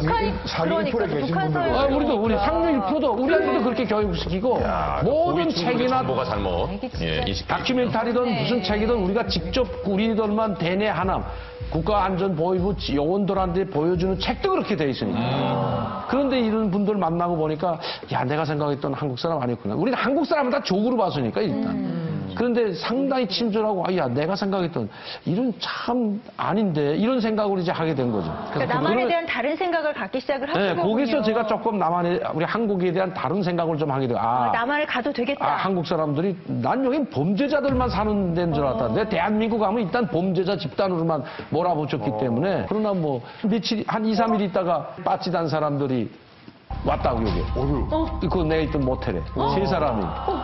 그래서 내가 누가 신고했나요? 네, 아니죠. 이제 나가죠. 그래서 야 이거 위험하다. 그러니까 이거 지금 빠지단 사람 여기 왔다 갔으니까 강세 여기 있으면 위험하니까 빨리 이거 옮기자. 해가지고 그 다른 이제 집사네 집 개인 집으로 옮겨줬어요. 저는 원래 옮겨줬는데 나를 빨리 한국에 데려오려고 네, 이렇게 내가 거기 있다는 거 이제 선포되다 보니까 우리 한국 정부에도 알려진 거 아닙니까? 이런 최고위층이 지금 독일에 와 있다. 근데 한국에서 날 찾았더라고요. 내가 중국에 나왔다, 여기 독일까지 와 있는 거야. 그 추적하다가 독일까지 있다는 거 알고 정부에서 완 겁니다. 결심해가지고 그 가는 과정이 순탄지 않았지만 그래서 제가 탈출하게 됐던 거예요. 그러니까 어렵게 대한민국까지 와서 이제 자유롭게 살겠지 하고 생각을 하셨는데 이제 막상 한국에서 정착하기에 또 이제 새로운 난관이 시작이 되시는 것 같아요. 왜 아니었겠어요? 이순실 씨 이야기부터 좀 저희가 듣겠습니다. 일단 이제 취업을 하시려고 노력을 하신 걸로 제가 알고 있어요. 제가 이제부터 열심히 살자고 생각하고 식당에 뭐 배운 게 있어요? 뭐가 있어요? 아무것도 없으니까 그냥 일단 사발 닦는 것부터 시작하자 하고 할 거지, 그죠? 네, 들어갔어요. 이제 식당에 갔는데 뭐 하러 왔어요? 하고 물어보니까 우리는 북한에서 쓰던 말 그대로 사발 까시러 왔다. 사발 까시러 왔다. 그러니까 아니 우리 집에서 무슨 사발 까부실 일이 있어요? 안 써요. 우리 그런 사람 안 받아요. 이러면서 내보내요. 옆집으로 가래요. 그래서 또 그 집에도 가니까 뭐 사람 찾는다고 써붙였어요. 왜 왔어요? 무슨 일 할 수 있어요? 그러니까, 주방에서 사발 부실 수 있어요. 그랬더니 그 가자 아줌마가 우리 이모네 집에서 아니 왜 우리 집에서 사발을 부셔요? 안 돼요. 그래. 이게 그러면 이거 뭐지? 이거 어떻게 되는 거지? 몰랐어요. 그래서 정말 그 말 억양도 틀렸고 이해도 못했고 지금 이 단어도 다 틀려요. 그래서 우리가 대화가 안 돼서 좀 고생도 했고 한 번은 또 이렇게 고지서가 날아왔는데 제가 차를 위반을 했어요. 그래서 속도 위반을 쪽지가 날아왔는데 저희 남편이 날 보고 동사무소에 가서 그 쪽지 돈을 물어댄대요. 그래서 갔어요. 갔는데 아무리 기다려도 우리를 안 불러요. 우리보다 늦게 간 사람은 그냥 타일 보고 가는데 우리를 안 찾는 거예요. 그래서 아니 저기요 우리 왜 안 불러요? 그랬더니 번호표 뽑으셔야 돼요. 번호표 가지고. 대기 신분부터 네, 근데 은행 가도 그렇구나 그러니까. 저는 뭐 번호표를 뽑아야 되구나 하고 나가서 습관화를 돌려가지고 그거 얼마나 그거 단단한지 몰라요. 그거 못 뽑아요. 아니, 자동차 번호. 예, 번호.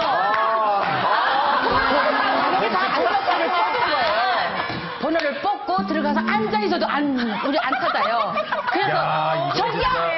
우리 지금 기다리는데 뒤에 사람들 다 맞으면서 우리 왜 안 불러요? 그랬더니 아니 번호표 뽑아오라니까요. 뽑았잖아요. 그러니까 그 사람들이 웃음이 터진 거예요. 그게 아니라 저거 누르면 번호표가 나와요. 그러면 그렇게 알려줘야 돼요. 그러면서 막 화를 내면서 당신네들이 우리 말이 틀리니까 우리 무시하고 이러는 거 아닌가 하고 거기서 또 반대로 제가 막 싸움이 일어날 뻔했어요. 기름 넣는 데 있잖아요. K 주유소에 가서도 핸드폰 요금 물러가고 막 그러셨어요. 그러니까 자동차 기름을 넣고 나머지 돈 있잖아요. 그 나머지 돈으로 핸드폰 요금까지 물어달라고 하니까 여기면서 핸드폰 요금을 안 받아요. 그러면 기름값을 싸게 주던지 이렇게까지 막 말하고. 이게 우리는 익숙해서 그러는데 충분히 그럴 수 있겠네요. 한소희 씨 같은 경우도 차별 같은 걸 좀 많이 받으셨다고 들었어요. 탈북자라는 이유만으로 그 도둑? 네. 로 몰린 적도 있었어요. 왜요? 엄마께서 그날따라 마트에 볼일 있다고 마트에 장 보러 가셨는데 꼭 마트에서 파는 거였어요. 엄마는 신용카드 이런 걸 전혀 쓸 줄 모르시니까 현금으로 이제 장모님께 사서 그냥 영수증을 주는 게 거추장스러우니까 그냥 바로 이제 쓰레기통에 버리고 나오신 거예요. 근데 마트가 정말 넓고 입구도 많고 하니까 엄마가 들어왔던 길이 어딘지 나가는 길을 못 찾으신 거예요. 그래서 짐을 들고 이리저리 왔다 갔다 하니까 그 계산하시던 아주머니가 저희 엄마를 오라고 이렇게 선짓하더래요. 그래서 가니까 아줌마 그 손에 든 게 뭐냐? 그래서 나 여기서 아까 이거 지금 붕어 사고 이거는 지금 우리 딸이 사준 거다. 한번 보자. 그 안에 뭐가 있는지라고 하더래요. 계산을 다 하고 나왔는데 그때 주말이라서 사람들이 막 많았는데 엄마를 순식간에 다들 보더래요. 그래서 엄마가 그걸 이제 풀었대요. 그러면서 내가 무슨 도둑이냐, 왜 도둑 취급을 하냐고 엄마가 이제 얘기를 했는데 그 여자가 보더니 아무것도 없으니까 피승 웃으면서 이러고 그냥 눈빛이 되게 경멸을 하는 눈빛이었다고 하더라고요. 엄마가 말투도 다르고 이렇게 어리번 이렇게 하니까 미안하다는 말도 없이 이렇게 하고 있는데 전화를 하는데 엄마 목소리가 떨리더라고요. 그래서 엄마 무슨 일이 있었어 하니까 그 얘기를 하시는 거예요. 그때 저희 신랑이랑 같이 있었거든요. 근데 그 여자가 그 오해를 할 수는 있는데 미안하다는 사과도 안 하고 엄마를 그 많은 사람들 앞에서 망신을 시킨 게 너무 저는 자식으로서 분하더라고요. 저희 신랑이 나서서 그렇게 북한에서 왔는데 모른다고 도둑 취급을 하면 되느냐. 마지막에 자신이 잘못을 느끼고. 남편이 그러면 직접 만나서 그런 식으로 다 처리를 해줬어요? 네, 같이 가서 신랑이랑 가서. 결혼 잘했어. 남편. 잘했어. 그때 되게 멋있어 보였겠다. 장모님이 아주 멋있겠어요. 멋있어 보였겠다. 역시 남자는 얼굴만 보면 안 돼.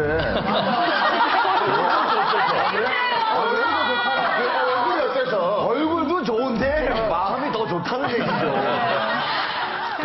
이제 듣기만 하다가 진짜 이제 제 주변 사람이 제가 겪은 일이니까 되게 마음이 안 좋더라고요. 근데 이게 뭐 누구의 잘못이 아니라 그냥 사회 인식 자체가 좀 바뀌어야 될 것 같더라고요. 남한 여자들은 다들 김태희가 될 수 있고 누구나 인상값을 해야 되는 친구들 너무 설아요. 너무 설아요. 북한의 미인 기준은 자, 이어서 북에서 온 내조의 여왕. 이번에는 북한 김태희 한서희 씨께서 생각하는 대한민국은 나에게 이런 나라다. 보여드립니다. 대한민국은 모든 여자가 김태희가 될 수 있는 나라다. 진짜? 이거 정말요? 너무 예쁘죠? 그러네. 그런 소리를 하시는 거 아니에요? 은근히 기분이 좀 그렇다. 김태희 한번 더 계십니다. 투샷 잡을 때 효진이 때문에 제가 부끄러워요. 자, 설명해 주세요. 네. 예, 어떤 저희가 의미에서? 사실 한국에 와서 방송할 때 이제 북한 김태희라는 타이틀을 가지고 이제 나갔잖아요. 네. 그렇죠. 근데 뭐 정말 남한 여자들은 다들 김태희가 될 수 있고 누구나 정말 다들 예뻐지기 위해서 뭐든 할 수 있잖아요. 뭐 메이크업도 나한테 맞는 메이크업도 골라서 정말 할 수도 있고 옷도 나한테 내 몸에 맞게 입을 수 있는데 정말 그런 이 남한에 와서 보니까 북한의 생활이 떠오르는 거예요. 북한에 있을 때는 뭐 옷차림이라든가 이런 것들이 다 규제가 있기 때문에 내가 아무리 내 몸에 예쁘게 입고 싶어도 몸매가 드러나는 옷이라든가 또 화장을 진하게 하면 진하게 한다고 또 이제 단속을 했었어요. 그래요? 네, 그래서 정말 이 대한민국이야말로 예뻐지기 위해서 노력을 하면서 누구나 김태희가 되고 싶으면 노력하면 되는 나라가 아닌가. 이런 구체적으로 생각이. 어떤 제안을 받아요? 옷 입을 때? 몸매가 좀 이렇게 딱 붙는 옷, 이런 옷을 입고 나가면 단속을 해요. 그래서 거리에 나가면 대학생들이나 아니면 아줌마들이 이렇게 동에서 나와서 규찰대를 서요. 빨간 완장을 껴요. 규찰대 해가지고. 예전에 우리 경범죄 그래서 그 사람 단속하듯이. 눈에 이 옷이 조금 북한에서는 좀 뭐 불량해 보인다라고 하면 단속당해서 안 가겠다라고 하면 막 이렇게 확성기를 들고 따라오면서 덕무 설아요 이러면서 그래서 안 설 수가 없어요. 그러면 안 서면 예. 그 주변에 기동대 그 기찰대들이 다 모여와서 에워싸요. 무슨 망신이에요? 그리고 또 안 가겠다고 버티면 또 경찰이 와요. 보안원이 와요. 일이 커지는군요. 그래서 또 보안원이 오면 보안원들도 안 가겠다면 강제로 끌려가요. 경찰서에, 보안서에. 그래서 비판서를 쓰는 거예요. 저서를 씁니다. 죄를 다른 저서를 쓰고 그다음에 라디오를 막 불어대는 거예요. 이렇게 옷차림 불량하게 입었다라고 예. 하면서 그러니까 그게 주로 뭐지? 짧은 치마라든지. 짧은 치마라든가 청바지라든가. 청바지가 네, 안 돼요? 네, 안 돼요. 청바지고 안 청바지는 돼요? 자본주의라고 해가지고 절대 입지 못하게 돼 있어요. 어때요? 북한에서도 이렇게 성형수술 같은 걸 좀 할 수 있어요? 네, 할 수는 있어요. 해요? 그러니까 북한에서도? 일반적으로 북한 주민들이 모르는 성형수술이 있어요. 평양역 근처 이쪽 옆으로 가면 북한에서 유명한 여성 배우의 남편이 거기 의사로 있는데 저희는 이제 협조단 배우들이다 보니까 뭐 눈쌍꺼풀 해야 되는 친구들 굉장히 많았어요. 뭐 네네네. 쌍꺼풀 하고 싶다 그러면 예. 어디서 하래? 하고 뭐 지방 같은 데는 집에서도 한다지만 평양 그래도 병원 가서 하거든요. 그래서 뭐 돈 주고 뭐 야 돈은 안 받고 담배 무슨 뭐 고양이 담배 한 막대기나 두 막대기 주면 뭐 할 수 있대라고 하면 크라운 그 고양이 담배라고 있거든요. 예. 그 담배를 이제 500원이었던 것 같아요. 한 보루에. 그 한 보루 가져가면 뭐 대충 해주고 두 보루 가져가면 정말 정성스레 해준다고. 네. 그래서 저희 그 협조단 배우들도 그 거기 가서 이제 눈 수술도 많이 하고 그 일부 사람들이 또 그 유행을 따라서 하는 사람들이 또 가끔 나타나길 하네요. 북한 여성들의 미의 기준은 어때요? 우리나라는 뭐 요즘에 흔히 말하는 게 V라인, 막 턱을 깎는다든가 막 네. 있고. 예, 그쪽은 어떻습니까? 젊은 층들. 북한의 미인 기준은 제가 아닐까요? 죄송합니다. 아니에요. 저희 기준이에요. 왜 그러냐면 북한에는 나처럼 넙죽하고 드글럽쩍 해야지 잘 사는 집안 딸이요. 왜 그러냐면 대한민국 여자처럼 깎고 뿅뿅하고 팔다리 얇은 거는 가난이 상징의 얼굴이에요. 넙죽도 못 사는 집. 맞아요. 한소희 씨 맞습니까? 네. 그러니까 언니처럼 이런 얼굴은 또 북한의 7, 80년대 얼굴이고요. 언니는 북한의 7, 80년대 미인이고요. 네. 제가 왜 전방처서에서 군복무인 줄 알아요? 키 크고 예쁘고 날씬했기 예, 때문에 알겠습니다. 갔어요. 얼굴이 가려면 저희 라인이에요. 북한에서 미의 기준을 딱 정해줬어요. 보편적으로 북한의 미의 기준이 어디 있냐 하는 건 응원단 있잖아요. 그게 자기네가 보기엔 이쁘다고 했으니까 뽑아서 보낸 겁니다. 있어요. 그렇다면은 북한에서는 어떤 남성을 좀 쳐줍니까? 북한의 미남상. 북한의 미남은 좀 만경민 그래도 같은 좀 거 아니에요? 좀 덩치 예, 크고? 좀 덩치가 좀 큰 남자. 그래야 좀 돈도 있고 뭐 그렇지. 부잣집이 아닌가. 단도직입적으로 한번 여쭤볼게요, 한솔 씨한테. 네. 우리가 보통 이야기할 때 남남북녀 이렇게 얘기를 그렇지. 하거든요. 네. 남한에 딱 오니까 정말 남자들이 다 잘생겨 보이던가요? 북한 그 일단 남자들하고 비교했을 때. 북한 남자들보다는 키가 크잖아요. 그리고 말투도 너무 사근사근하니까 부드럽죠? 예쁘니까 다 부드러워. 잘생겨 보이더라고요. 그리고 우리 여기 지금 저기 남편석에 세 분 계시고 저기 우리 MC인 패널들. 예, 요렇게 네 분 저희들이 좀 차린 건 없습니다만 네분 중에 상단이 부러지게 차렸구만. 이분은 정말 미남으로 속한데 인기 많겠죠. 누가 제일 싶은 분이 먹었습니까? 있으실까요? 순간에. 네. 김진. 요 네명 중에. 김진이에요. 좀 그러니까 통일됐을 때 나이 대박. 어린 여성들이 좋아한다라고 하면 김진 아나운서님 있겠고요. 그리고 또 북한에서도 저 사람 간부 아니야? 라고 자연히 사람이 저도 모르게 두 손이 이렇게 앞으로 모아지고 이렇게 머리가 숙여지는 분들은 아무래도 이만기 선생님이랑 손범수 아나운서님. 그러니까 성대형은 북한 가면 안 됩니다. 성대형 씨는 누가 보면 여자들이 아유 저거 지방을 이 정도로 여기 나만 보고 그 소리 들어 지방을 간다고 해. 야, 지구에서는 계속 지방으로 통하나 봐. 내조로 넘어가 보겠습니다. 집안일로 한번 사실 뭐 내조라는 게, 뭐 외조로도 표현이 돼 있지만 남성들은, 김상혁 씨는 집안 일을 그 젊은 부부기 때문에 많이 도와줄 것 같은데 어떻습니까? 도와주는 개념에 제가 메인이죠. 오히려 메인이에요. 본인은 그러니까 지금 정말 많이 하고 있다고 생각해서 메인이라고 착각하는 것 같아요. 제 자기만의 착각. 그래요?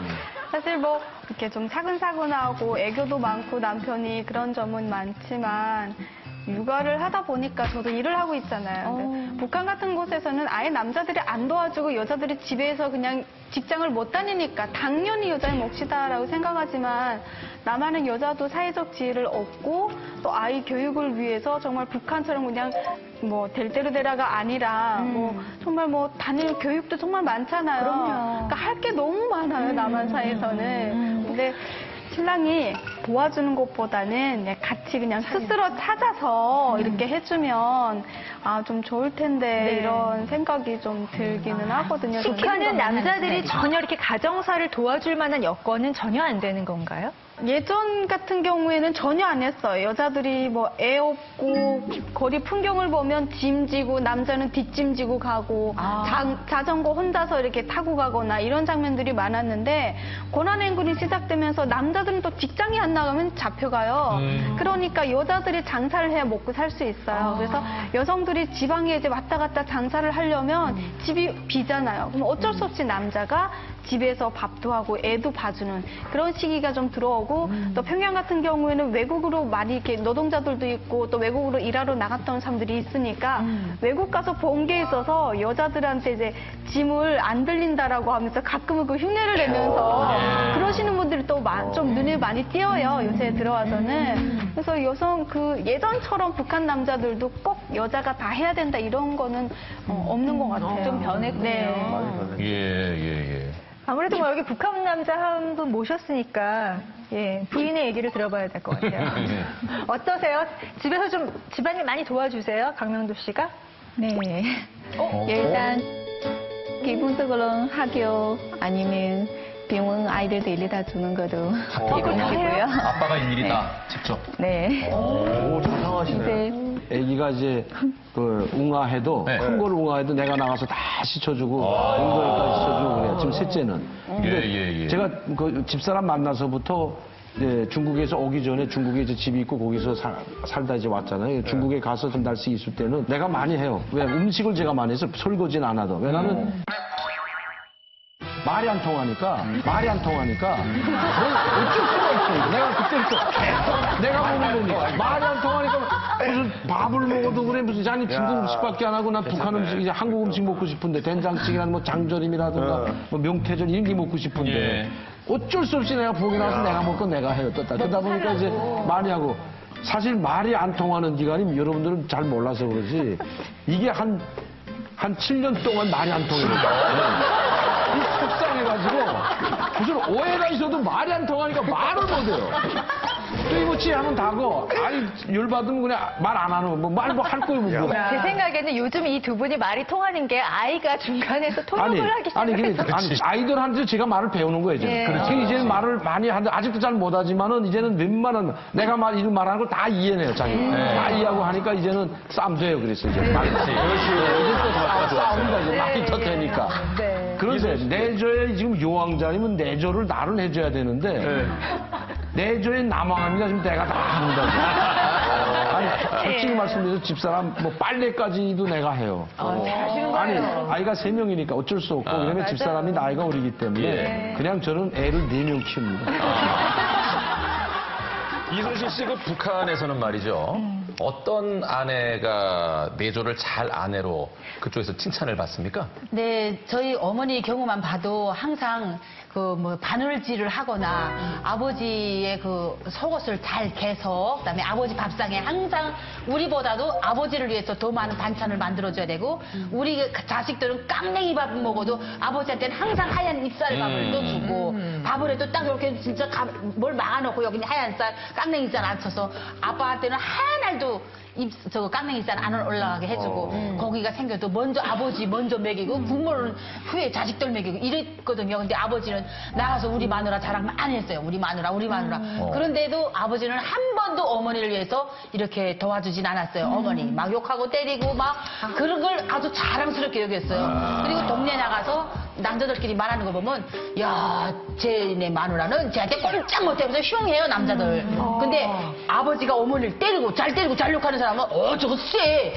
막 이렇게 칭찬이 되는 거예요. 이런 대화를 들으면서 나도 시집 가면 당연히 남자한테 얻어먹고 살아야 되나 이런 생각을 많이 했었어요. 예, 그래서 보면 항상 아버지는 어머니를 자랑하는 거 보면 우리 마누라는 나한테 반찬도 더 많이 해줘. 뭐 이렇게 옷도 다림질도 거긴 전기가 흔하지 않아서 다 이렇게 화롯불에다 다림질을 이렇게 해서 했거든요. 다림질 잘해줬고 아버지가 군인이다 보니까 맨날 목달게 달아줘야 되고 이런 거 때문에 아버지가 바늘질 잘하는 우리 마누라 이랬었어요. 네. 남자가 이제 우리 이순실 씨 말했지만 부엌에 나가서 설거지하면 바보로 치고 그래요.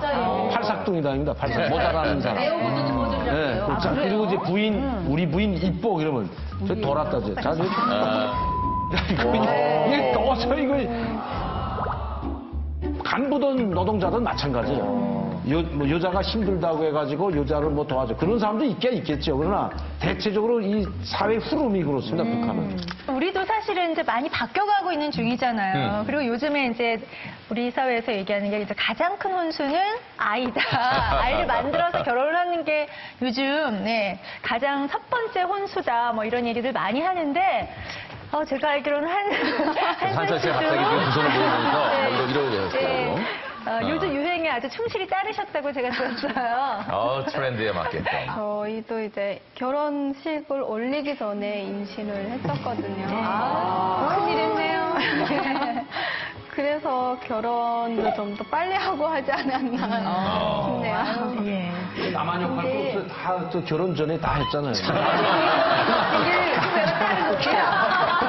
근데 하나 물어볼 게 있어요. 네. 이북에서도 이혼해요? 네, 이혼한 사람이 있긴 한데 우리나라처럼 쉽지는 않아요, 이혼이. 왜냐면 간부를 하던 사람이 이혼을 한다라고 하면 가정의 혁명화를 제대로 하지 못하는 사람이 어떻게 나라의 혁명화를 하겠냐라고 해서 이혼을 하면 간부직에서 떨어져요. 전력 사유가 되는 네, 거예요. 그래서 일반인들 같은 경우에는 이혼을 하는데 그것도 이제 오랜 시간이 걸쳐야만 또 이혼할 수 있어요. 이순실 씨가 직접 이혼하고 오셨죠? 군인인 상태에서 이혼하면 남자도 생활 제대 시켜요. 네, 제대를 시켜요. 근데 저는 이혼의 목적을 뭘로 뒀냐면 자꾸 군인인데도 술 마시고 술이 없으면 알코올이라도 마셔요. 그래갖고 저희 가난과 부족함을 다 여자 때리면서 그걸 만족을 풀어요. 여자 국통에 그냥 심심하면 두들겨 패요.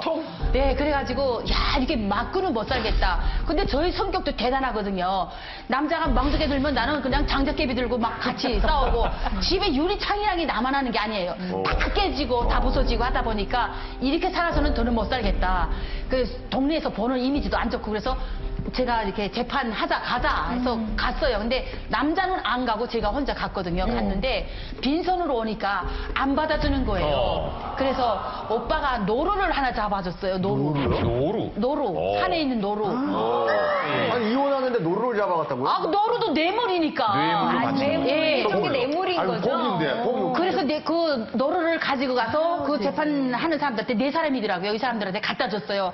자, 나 이래서는 돈은 못 살겠다. 이게 쏘서 갖다 주는데 쏘서 한 것도 안 되니까 말로 했어요. 뇌물을 바치면서 못 살겠으니까 이거 좀 해주세요. 그러니까 받았어요. 받았으니까 난 될 줄 알았는데 집에 뭐가 날아온 거 보니까 안 된 걸로 왔어요.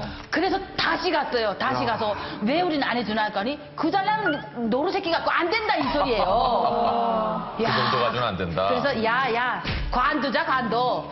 그 노루 갖다 바칠 것은 내가 먹고 살고 가는 게 낫겠다 싶어갖고 그냥 내버려 두고 와서 대한민국에서 이혼했어요. 그런 과정이셨군요.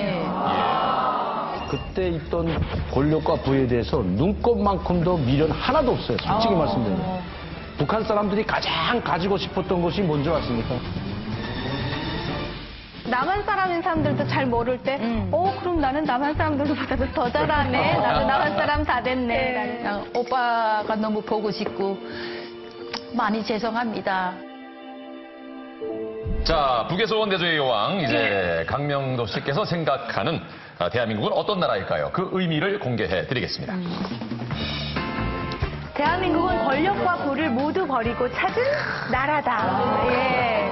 강명도 씨에겐 그렇죠. 예. 몇 차례 말씀드렸지만 상위 1%에 속해 있던 분이었는데. 네, 예. 근데 제가 최고 권력을 가지고 있었습니다. 제가 출장 나올 때도 왜 최고 권력을 가지고 있었냐면 제 집안이 뭐 권력도 권력이거냐 제 주위에 있는 친척들이 다 권력. 그러니까 저희 사돈이 백항님이가 저희 사돈이에요. 친척이 백항님도 친척이고 사회안전부장 하는 게 여기 아마 여기 한서희 씨나 이수 씨는 사회안전부를 제일 무서워했을 겁니다. 안전은. 사회안전부가 보위부보다 더 무서워. 일반 감찰하고 일반 저장 우리만 경찰청이거든요. 경찰청. 네, 그러니까 그 사회안전부. 그다음에 조직부부장이 엄청 높다고 다 나오잖아요. 그 조직지도부 부부장이 아들이 제 회사 밑에 있었습니다. 제 회사의 과장이었거든요. 그러니까 사회안전부, 국가안전보위부, 총리 다 뭉친 거 아닙니까? 예. 거기에 평양시당 책임비서까지. 아이고. 이 권력이라는 게 뭐 해결 안 되는 게 없었어요, 저희가. 어느 정도로 물질적으로 풍요롭습니까? 뭐. 물질은 둘째 치고 사용받았던 사람도 살려줬습니다, 제가. 승용차 하나 달리면 줄 정도로. 그게 그렇게 되면 안 되는 나라인데도 불구하고 그걸 뭐 이해를 못했죠. 그런데 제가 지금 여기 완 것도 모든 권력과 부를 버리고 다 왔지만은 처음에 한 10년 동안은 아마 저도 정착을 못했습니다, 사실은. 왜냐하면 두고 온 가족들 때문에. 그래서 10년 동안은 제가 결혼을 안 한다. 이제 여기서 결혼 안 한다고. 결혼 생각조차는 없었거든요, 사실은. 그리고 항상 그 어머니, 어떻게든지, 특히 저희 어머니 때문에, 이런 것 때문에 상당 막 방황하고 막 뭐 후회보다도 상당히 막 방황하다가, 이 집사람 만나서부터 제가 솔직히 말하면 정착 시작됐습니다. 그러니까 아이가 있어야 돼. 이수진 씨도 빨리 애기 낳아야 돼. 근데 궁금한 것은 계속 북한에 있는 가족에 대한 걱정이 워낙 많으셨는데 이 대한민국으로 들어오신 이후에 북한 가족들에 대한 소식을 들으셨습니까? 자, 어머니는 이제 돌아가셨고요. 이제 그때는 이제 살아계셨다. 이제 어머니는 2007년도 돌아가시고 제가 가장 가슴 아픈 건 어머니였어요. 그래. 그 중에서 왜냐하면 형님들은 아직도 조금 젊으니까 통일될 건 뻔한데 통일되면 만나지 않겠습니까? 또 남북교류 협력돼가지고 남북교류가 되게 되면. 뭐 나도 북한에 또 뭐 받아주면 뭐 한번 갔다 올 수도 있는 거 아니에요, 사실. 안 받아주겠지만 이런 희망이라도 갔는데 어머니는 돌아가셨으니까 다시는 만나지 못하는. 어머니 이게 상당히 임종도 함께하지 못하고 그때 얼마나 참 괴로우셨겠습니까. 자, 많은 말씀을 나눠봤는데 이순실 씨는 그러니까 대한민국에 오신 게 2007년? 네. 2007년. 그럼 지금 한 7, 8년 됐습니다, 횟수로. 어느덧 나도 보니까 이제 대한민국 국민 다 된 것 같더라. 예전처럼 번호판 떼지 않고. 네. 어떨 때 그런 걸 자동차 느낍니까? 번호판. 아, 정말 그 북한에서 가져왔던 그 생활과 성격, 방식 이런 것들이 정말 쉽게 버려지지 않았었어요. 그래서 뭘 봐도 감동나는 영화를 봐도 눈물 한 방울 안 나오고 하다못해 개그 콘서트 봐도 저게 뭐가 웃어서 웃지? 이런 정도로 아무 감정도 안 통했어요. 근데 어느 한 순간부터 방송에서 꽃제비들의 모습을 비춰주면서 북한 지금 이렇게 살고 있다. 지금 이런 형편이다. 이렇게 얘기하면 야, 내가 꽃제비를 살았으니까 얼마나 배가 고플까. 이 추운 겨울에 어떻게 지내고 있을까. 내 마음처럼 보이면서 막 이렇게 눈물이 나고 속상하기도 하고. 그런데 또 뭐가 텔레비에서 또 뭘 봤냐면 이렇게 사람들이 막 강아지 같은 것들을 막 아무데나 버리고 가잖아요. 유기하는. 네, 유기하잖아요. 근데 북한 같으면 유기하는 강아지 그냥 잡아먹을 강아지도 없는데 강아지 막 유기해서 버리고 가고 그런 사람들 보면 왜 이렇게 생명 가진 동물들을 왜 이렇게 버리지? 내가 강아지를 키우는 입장에서 저렇게 사랑스러운 강아지를 왜 버리지? 막 눈물 나고 동물농장 보다가도 막 천대하고 학대하는 강아지 보면 눈물이 나서 못 보겠어요. 내가 그렇게 도둑질하면서 그렇게 훔쳐먹던 강아지들 여기서 이렇게 사랑받고 보호받고 있구나. 그런데 북한 사람들은 보호도 못 받고 죽고서만 뭐죠? 개보다도 못한 세상에서 사니까. 그래서 야, 정말 이제는 내가 이렇게 이제 마음도 북한을 위해서 보게 되는 마음도 생겼구나 이런 생각 들어요. 한소희 씨 같은 경우는 어떤 경우에 아우 나 이제 남한 사람 다 됐어 이렇게 생각 드세요? 저는 아기가 있으니까 아기 교육 문제라든가 엄마들끼리 조리원 동기들이 있어요. 조리원 동기 이름이 있다 그러더라고요. 네, 단체 채팅하면서 서로 이제 정보들을 주고받으면서 그 정보들이 정말 무궁무진하더라고요. 어디서 그렇죠. 애기 옷을 뭐 정말 백화점 브랜드인데 뭐 7, 80% 세일한다 그러면 새벽부터 같이 가서 줄 서서 그런 거 사고 할 때 어디 분위기가 좋고 어디 기저귀가 좋고 네네 이런 거예요? 그렇죠. 뭐 물티슈조차도 어떤 게 좋다 뭐 이렇게 하니까 그런 얘기를 제가 할 때 다른 사람들이 남한 사람인 사람들도 잘 모를 때 그럼 나는 남한 사람들보다도 더 잘하네. 나도 남한 사람 다 됐네. 라는 생각이 정보통이 하네요. 되셨군요. 네. 남편이 보시기엔 어때요? 아내가 아우 우리 아내 남한 사람 다 됐어. 모든 대한민국 국민들이 그러진 않은데 명품 가방 이제 사달라고 시작한 게 명품 가방 이제 사달라고 시작한 게 그렇지. 아니, 예술가 연예인이시잖아요. 아니 제가 사실 저는 이제 화려했는데. 가방 같은 거 좋아 안 했는데 이제 신랑이랑 육아 문제를 이제 조금씩 다투다 보니까 나 그럴 바에는 그냥 내가 이렇게 육아를 다 하고 친구들처럼 이렇게 대가를 받으면서 그때마다 희열을 느끼면서 나도 해야 되겠다. 그래서 그런 의미로 이제 넌지시 나도 그럼 백 사줘라고 이제 다 됐네요. 다 됐네. 다 됐네. 물에 있던 것처럼 바다로 가서 그걸 이제 백 사러 가죠. 그러세요. 이제 막 탈북해서 오시는 분들 또 오래됐지만은 안정된 삶을 좀 잘 살아가지 못하시는 새터민들을 위해서 유경험자라서 이렇게 도움 말씀 한 말씀 좀 해주신다면. 네, 저는 사실 모든 권력과 부를 저는 출장을 나왔다. 배고파서 나온 사람은 아닙니다. 그러나 그때 있던 권력과 부에 대해서 눈꼽만큼도 미련 하나도 없어요. 솔직히 말씀드리면. 북한 사람들이 가장 가지고 싶었던 것이 뭔 줄 아십니까? 자유요. 요건이었어요. 그 자유를 표정하는. 요건 있는 사람은 저 같은 사람 상위 1%밖에 안 됩니다. 요건은 둘째치고 옆집에 갈래도 옆 동네 갈래도 아버지가 한 50km 밖에 다른 시에서 산다고 해도 아버지 부모가 있는데도 갈래도 있어야 되는 것이 통행증이 없으면 가지 못하는 나라가 북한입니다. 이런 나라가 바로 북한인데 여기에 자유를 만끽하고 요건을 소지하고 사는 우리 탈북민들이 자기만 노력하고 열심히 하면 얼마든지 성공할 수 있는 나라다. 예. 이 자유를 소중히 여길 줄 알아야 돼. 그렇게 말하고 싶습니다. 저는 정말 북한에서 상거지로 살았고 꽃집이라고 말하면 우리 탈북자들 뿐만 아니라 전 세계가 다 합니다. 그런 꽃집이 정말 배고파 울고 굶주려서 울고 정말 이렇게 다니면서 비로도 못 먹는 세상에서 살다가 대한민국에 무슨 꿈을 가지고 왔겠습니까? 그냥 밥 먹는 배불리 먹는다는 그냥 꿈만 가지고 왔어요. 와서 그냥 먹는 거로 만족하고 살았는데 와보니까 또 이룰 수 있는 꿈도 있다는 거예요. 상상도 못했던 꿈들을 이루고 있어요. 그래서 제가 이번에도 미국에 가서 유엔 총회까지 참여할 정도로 그렇게 큰 일을 하고 왔잖아요. 정말 열심히 살고 부지런히 살다 보면 정말 이룰 수 있는 꿈들이 많아요. 그리고 정말 우리도 촬영 시간 외에 나머지 시간에는 나가서 사발을 닦아요. 예, 나가면 덜이고 우리는 대가를 받는 세상에서 살고 있어요.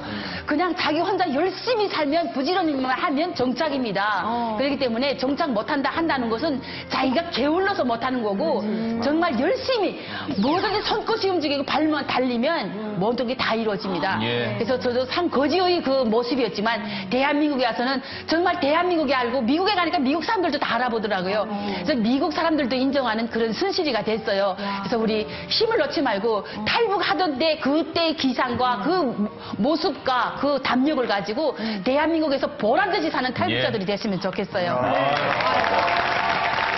미국 사람도 알아보는 순실이의 얘기였습니다. 네. 한솔 씨는 좀 어떤 좋은 말씀을 주실 수 있겠습니까? 네. 그러니까 저도 역시 북한에서 살다 이 대한민국에 오니까 대한민국은 자유가 있는데 뭐가 그렇게 힘들겠어라고 했는데 그 드라마상으로만 보고 환상을 가지던 그런 대한민국은 또 아니더라고요. 어느 나라를 가든 열심히 일을 하지 않으면 잘 살 수가 없다고 봅니다. 그리고 또 북한에서 살았던 풍습들 같은 경우는 다 내려놓고 이 대한민국에서 그야말로 새토로 시작해야 되는 마음으로 하나하나 때묻은 게 없이 좋은 그런 경험들만 이렇게 쌓아간다면 이 남한 사회에서 남한 사람들 못지않게 정착 지원도 잘 해주고 하니까 길을 따라가다 보면 그 노력의 대가가 꼭 차려지는 것 같습니다. 네. 자, 이제 끝으로 북에 있는 그리운 이에게 쓰는 편지라고 할까요? 저 때문에 진짜 아주 어렵고 힘든 데서 고생하는 우리 오빠를 위해서 한마디 남기겠습니다. 진짜 지금 이렇게 날씨가 추워지니까 추워서 오빠 생각나고 더우면 더워서 오빠 생각나고 그냥 우리가 잘 먹으면 또 배고플 오빠를 생각하고 그냥 오빠를 떠나지 않은 생각과 행동들이 없어요. 그냥 오빠가 너무 보고 싶고 많이 죄송합니다. 조국이 통일되면 지금 이 택시 타고 2시간이면 가는 거리에서 사는 우리 오빠를 위해서 열심히 또 돈을 많이 벌어놔가지고 통일되면 오빠를 위해서 할 수 있는 일들이 많을 거예요. 그래서 지금도 남한에서 조국 통일을 위해서 또 우리 나라의 안보를 위해서 열심히 일하면서 오빠를 만날 날만 기다리겠으니까 그냥 부디 살아서 건강만 해주시길 바랍니다. 아리랑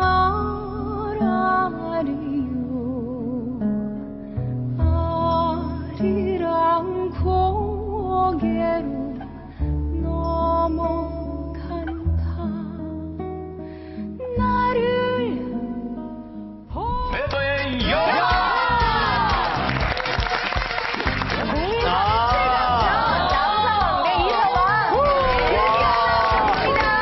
드디어 때가 왔습니다.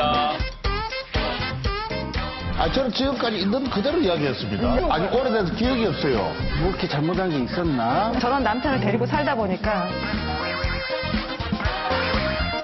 꾸준히는 못 보겠더라고요. 제가 국민사이가 맞고요. 오히려 제가 더 국민사회가 아닌가. 로봇 인공지능 개를 갖다 줬어요. 680만 원으로 제일 좋은 게. 최저급 호텔에 스위트룸. 제가 또 가발을. 1등 4위로 누구를 선택할 것인가? When the rain is blowing in your face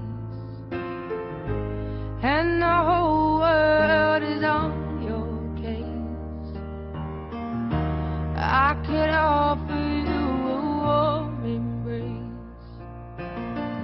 to make you feel my love. When the evening shadows and the stars appear, 이 프로그램에 도움을 주신 분들께는 자연에서 얻은 지혜 수아비스 화장품에서 천연 화장품 세트를 드립니다.